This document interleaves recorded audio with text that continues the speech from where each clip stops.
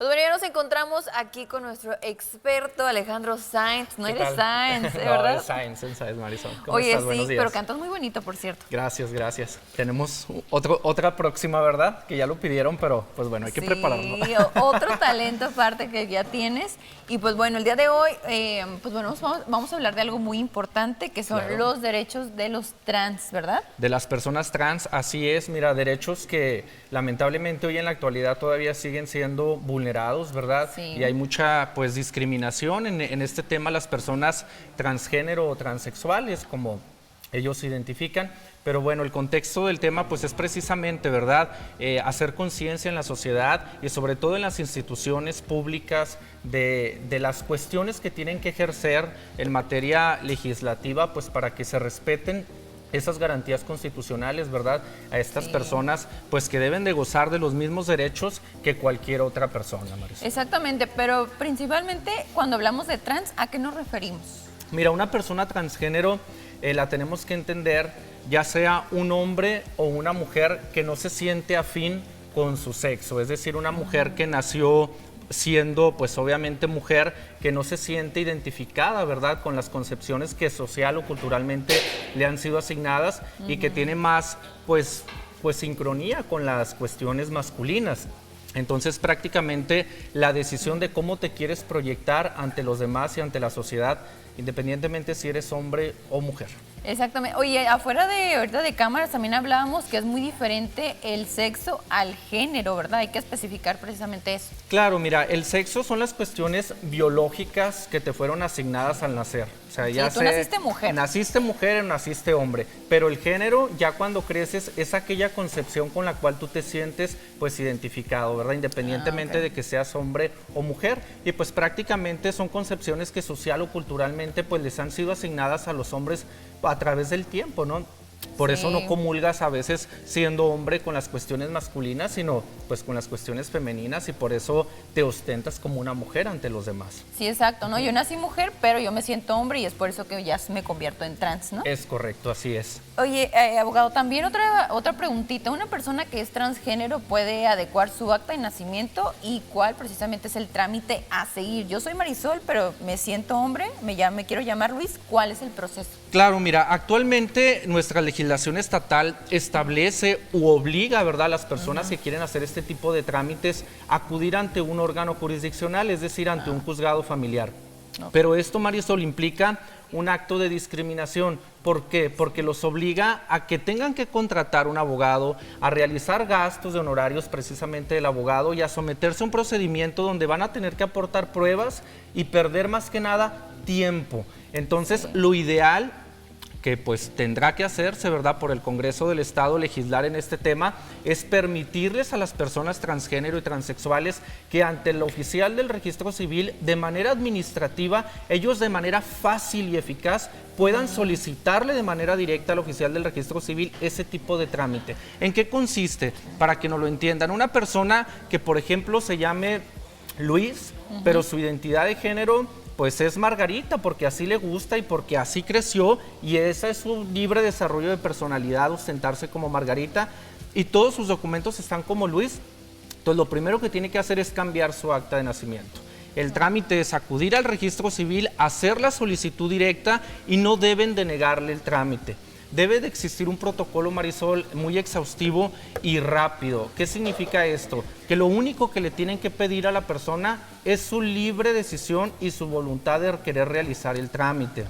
No le deben de pedir pruebas en cuanto a exámenes médicos, exámenes psicológicos, porque eso estaríamos entrando en un acto de discriminación, ¿no? Sí. Entonces tiene que ser también un acto discreto, de mayor secrecía y confidencialidad, precisamente para que no se le vulneren esos derechos, y sobre todo no se les debe de pedir que estén sometidos a un tratamiento quirúrgico u hormonal, es decir, es la mera voluntad de la persona. Sí, eso es muy importante, ¿no? Porque a lo mejor las personas trans no saben cómo seguir este procedimiento del acta de nacimiento, y es tan sencillo, ¿no? O sea, porque todo lo demás que habías comentado, pues bueno, es acto de discriminación. No se tiene por qué operar, no se tiene por qué andar con exámenes o algo médico, sino simplemente porque yo quiero y me siento hombre, hago el cambio, ¿no? Claro. Y otra pregunta sobre qué estándares pues se debe llevar a cabo este procedimiento del cambio. Claro, mira, son los que ya mencionamos, ¿no? Deben de existir y darse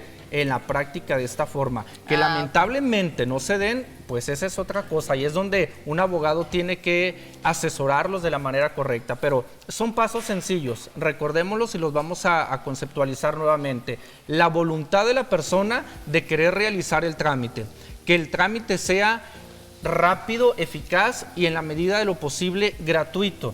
Que sea un trámite confidencial, que se maneje en secrecía y que no vulnere las garantías y los derechos humanos de la persona y que no se les pida o no se les exhorte a acreditar con exámenes médicos, psicológicos o tratamientos médicos el querer pretender ser otra persona. Es simplemente una cuestión psicológica. Exactamente, una decisión de ellos mismos también. Así Otra pregunta es, al cambiar ya una persona de identidad de género, ya cuando decide hacer este cambio, ¿desaparecen con ellas todas sus obligaciones contraídas o no? Mira, vamos a ejemplificarlo.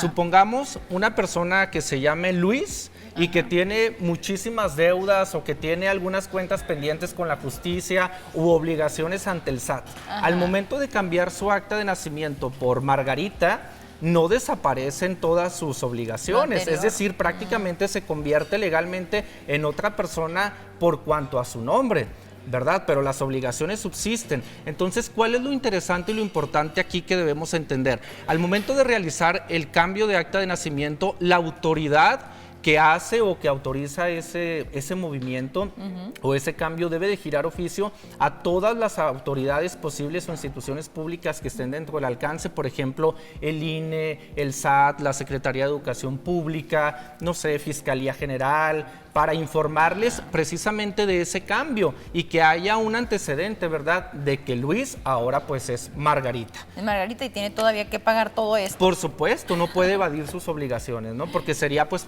te imaginas, una práctica común para que la gente pues desaparezca, ¿no?, de la faz de la tierra, su identidad legal y pues se evada a lo que se obligó en un determinado momento, que ese no sería el fin del tema, ¿no?, al final de cuentas. Sí, no, imagínate todo lo que podrían hacer la gente, ¿no? Ya yo soy Marisol y ahora me quiero llamar tal, Luis, como lo decías ahorita, y pues bueno, entonces en este caso, en el acta de nacimiento, entonces es modificada precisamente como lo decías, abogado, y debe tener la anotación de este cambio de género.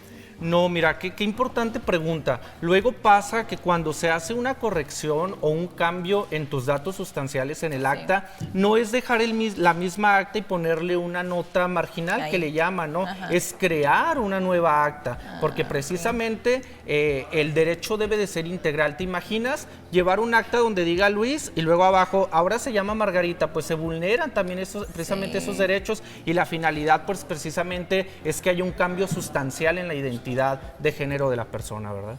Exactamente, pues bueno, es tan importante este tema, abogado, y sobre todo muchas personas tienen bastantes dudas de cómo poder hacer este cambio. Muchas personas lo hacen por miedo, muchas personas lo hacen por tener miedo también a la discriminación, a que les pidan los cambios. Y qué tan importante y fácil fue esto, ¿no? Sí, claro, debe ser un trámite totalmente fácil. Repito, en la práctica, a quien le convenga realizar, ¿verdad?, o quien decida realizar este trámite, si le dificultan las autoridades o las instituciones públicas, es momento de actuar, ¿verdad? Y ahí es donde deben de encontrar o buscar una asesoría legal para que los orienten en el tema, porque debe ser algo ya en la práctica común, como un trámite como cualquier otro, ¿no? Sí, ¿no? Como sacar nuevamente tu acto, hacer un cambio de domicilio, lo que sea, por ¿verdad? un reconocimiento de un hijo, por ejemplo. Ahí es donde el registro civil pues debe de tomar cartas en el asunto y dar estas facilidades, ¿no?, y adecuaciones pues para que la gente no batalle y sobre todo que se cuiden los derechos de las personas trans. Exactamente, eso es lo más importante, cuidar los derechos de todos. Muchísimas gracias, abogado. Al contrario, gracias por el espacio y por permitirme, ¿verdad?, hablar de estos temas pues tan delicados, ¿no?, pero que pues son latentes en nuestra sociedad. Importantes también. Muchísimas gracias, nos vemos el próximo jueves. Un gusto como siempre estar aquí. Gracias. Gracias, nos vamos ahora.